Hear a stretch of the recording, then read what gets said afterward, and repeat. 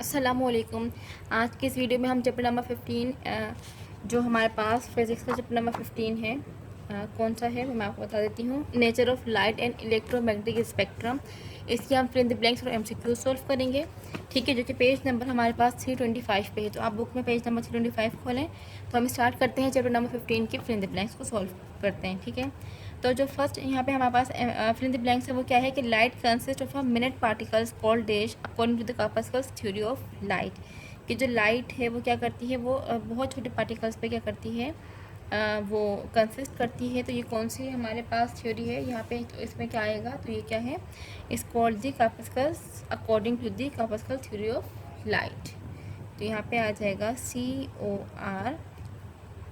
CORPUSCLES, corpuscles according to the corpuscles theory of light. उसके बाद हमारे पास है light is a form of rays which propagates a strain of rays according to wave theory of light. कि light is a form of, light क्या है, किसकी form है, तो लाइट हमारे पास किसकी फॉर्म है, light is a form of energy. तो यहाँ पे आ जाएगा light is a form of energy which propagates a strain of wave. यहाँ पे क्या आएगा, which propagate a strain of wave according to the wave theory of light. Third में हमारे पास है according to the quantum theory light is suppose to be a form of dash which is absorb and emitted in dash. के हमारे पास quantum theory के according light क्या है, light is a form of energy है, और जो कि क्या होता है, जो कि एब्जॉर्ब होती है और एमिट आउट होती है in the form of photon. तो यहाँ पे क्या आएगा, यहाँ पर भी आएगा एनर्जी, और ये क्या होती है, यहाँ पे आएगा photon in the and emitted in photons, ठीक है। फोटोन्स की शक्ल में जो लाइट है वो क्या होती है, वो एब्जॉर्ब भी होगी और वो एमिट आउट भी होगी। अच्छा, उसके बाद हम चलते हैं आगे। तो जो यहाँ पे हमारे पास फोर्थ MCQs है वो क्या है, the speed of light in air is dash than the speed of light in water. की जो स्पीड ऑफ लाइट होती है हवा में, वो स्पीड ऑफ लाइट जो वाटर में जो स्पीड है उससे क्या होती है, वो उससे क्या होती है, वो ग्रेटर होती है। तो यहाँ पे आएगा greater, the speed of light in air is greater than the speed of light in water. तो यहाँ पे आ जाएगा ग्रेटर। फिफ्थ में हमारे पास है dash light is compose of light of different dash. का मतलब डैश लाइट जो है वो कम्पोज होती है डिफरेंट किससे। तो यहाँ पे जो है कि यहाँ पे क्या आएगा कि वाइट लाइट जो है वो कम्पोज होती है डिफरेंट कलर्स से, ठीक है। तो यहाँ पे क्या आएगा, वाइट लाइट। फिफ्थ में के जो फर्स्ट ब्लैंक में उसमें क्या आएगा, white light is compose of light of different colours. तो यहाँ पे क्या आ जाएगा, कलर्स, ठीक है। सिक्स में हमारे पास है splitting up of white light into several colour is called dash. के वाइट लाइट का क्या होना, स्प्लिट होना, ये हमारे पास ये क्या कहलाता है, ये कहलाता है डिस्पर्जन। और ये हमारे पास जो मॉडल पेपर है उसके अंदर भी ये वाली MCQs आई थी, ठीक है। तो यहाँ पे क्या आ जाएगा, डिस्पर्जन। सेवन में क्या लिखा है कि according to dash light is propagated in space in the form of wave. कि अकॉर्डिंग टू डैश लाइट क्या करती है, प्रोपगेट करती है in the form of wave. तो ये किसके अकॉर्डिंग है, ये है हाइजन के अकॉर्डिंग।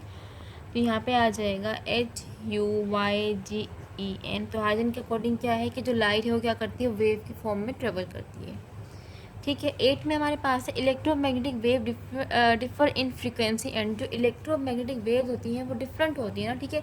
एक तो उनकी फ्रीक्वेंसी की वजह से और दूसरा उनकी वेवलेंथ की वजह से, ठीक है। तो किसकी वजह से, फ्रीक्वेंसी एंड वेवलेंथ।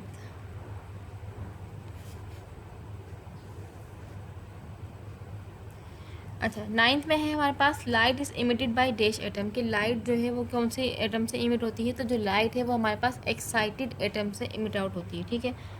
तो यहाँ पे हम लिखेंगे एक्साइटेड। टेंथ में है कि an electron may absorb energy and be lifted to a higher. कि जो इलेक्ट्रॉन है वो क्या हो सकता है, वो एनर्जी को एब्जॉर्ब कर सकता है और फिर क्या होगा, वो हायर ऑर्बिट की तरफ जा सकता है।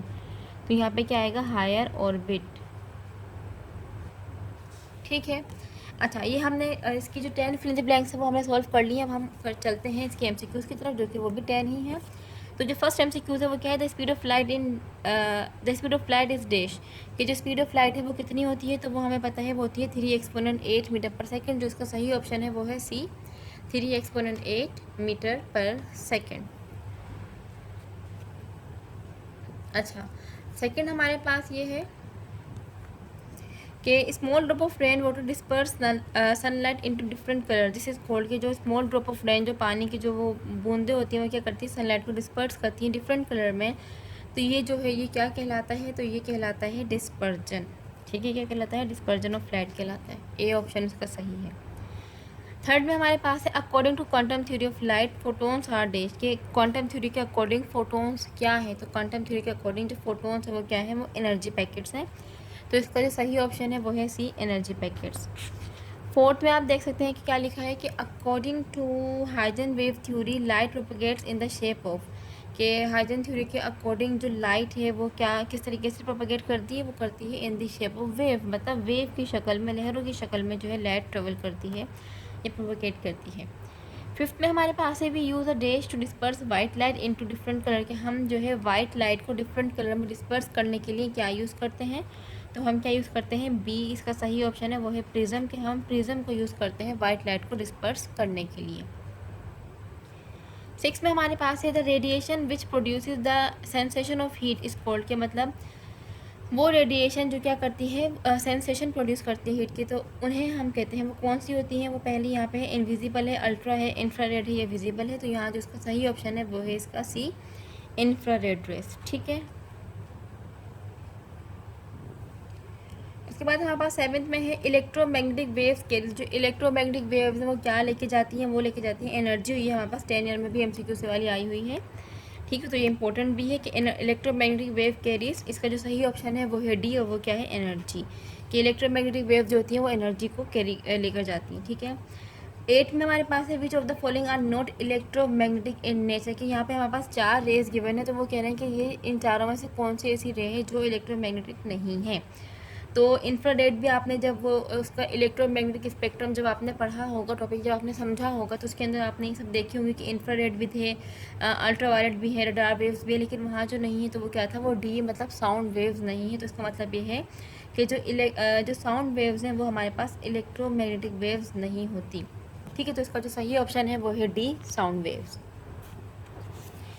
उसके बाद हमारे पास है 9th MCQs में क्या है,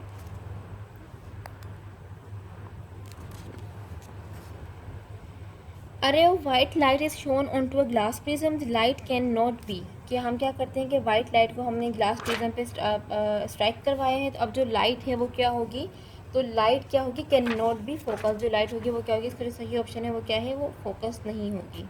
सही। 10th में हमारे पास है which of the following examples of electromagnetic radiation has the shortest wavelength, के यहाँ पे हमें जो है इलेक्ट्रोमैग्नेटिक जो रेडिएशंस हैं वो हमें इन्होंने यहाँ पे गिवन की है। तो वो ये कह रहे हैं कि सबसे छोटी, इन चारों में से सबसे छोटी जो वेवलेंथ है वो किसकी होगी, हमें वो बतानी है। तो इन चारों में सबसे छोटी जो वेवलेंथ होगी वो हमारे पास है एक्स रेस की। ठीक है, अब अच्छा हमें कैसे पता चलेगा कि इसकी रे कम है या उसकी कम है, तो उसके लिए आपको जो है जो इलेक्ट्रोमैग्नेटिक स्पेक्ट्रम है, जो आपने इन तमाम ये जो स्पेक्ट्रम आपने स्टडी किया होगा, तो आपको वहाँ पे इनकी रेंज याद करनी है। मैं आपको बुक का पेज नंबर बता देती हूँ, पेज नंबर 322 पे ये है। यहाँ पे आप देख सकते हैं कि radio wave, microwave, infrared, visible, ultraviolet, इसमें आपको तमाम इनकी रेंजेस मिल जाएंगी। तो आपको ये रेंज पता होने चाहिए। तो कोई से भी 4 ऑप्शन आएंगे तो आपको उसमें से देख के आइडिया हो जाएगा कि उसकी जो वेवलेंथ है ज़्यादा पूछी है या कम, जो भी उन्होंने पूछा हो, तो उसके लिए आपको ये याद होना चाहिए। ठीक है, तो ये हमने चैप्टर नंबर 15 की जो फिल द ब्लैंक्स हैं और MCQs हैं वो हमने सॉल्व कर लिए हैं। अगर आपको इसमें कोई भी कन्फ्यूजन हो या कुछ पूछना हो तो आप मुझसे पूछ सकते हैं। अल्लाह हाफ़िज़।